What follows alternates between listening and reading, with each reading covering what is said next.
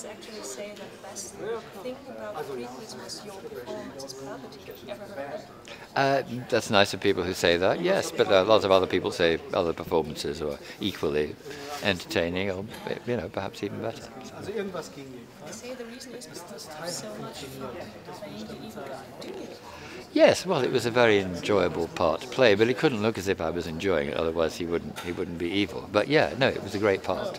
And it was great to play, in a sense, two people, or two sides of the one person. You know, the smiling, apparently straightforwardly human, but maybe not entirely trustworthy politician, and the darkest, blackest villain ever to be created in cinema history. So it was quite a combo, really.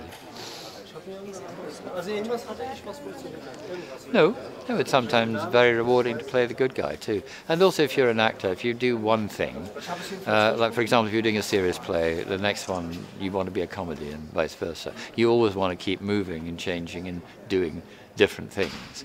Although I did enjoy playing him very much, and it's the thing about acting is you can enter those worlds that you would never dream of entering in real life, and sort of look at things from different perspectives. And that way we're very fortunate. And then we, you know, take off our makeup, have a drink, and go home, and just as regular as anybody else. Are you never afraid that you maybe start overacting because Palpatine is the voice and the way he's done? Yeah, I think I probably did quite a lot, actually. I mean, and George kept encouraging me to go further.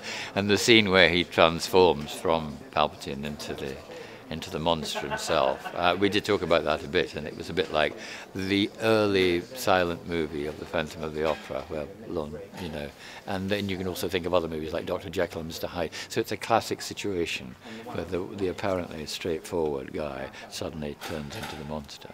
And George's instruction on that was go for it. And of course, I did have the benefit of the camera makeup change and all the rest of it. And again, what was interesting about that, he had to convince poor old Darth Vader, poor old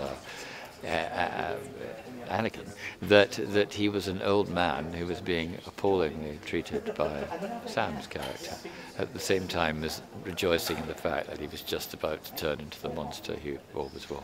So there were always at least two things to play, which what made the part really interesting, quite apart from his, you know, black side.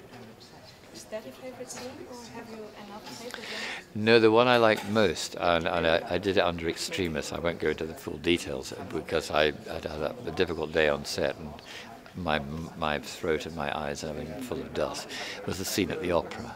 And also that was a late change of George's part. It was going to be another scene in yet another vast office with a huge desk.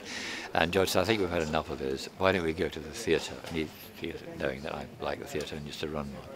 And he said, I think they should be watching an opera or a ballet, as it turned out in the end.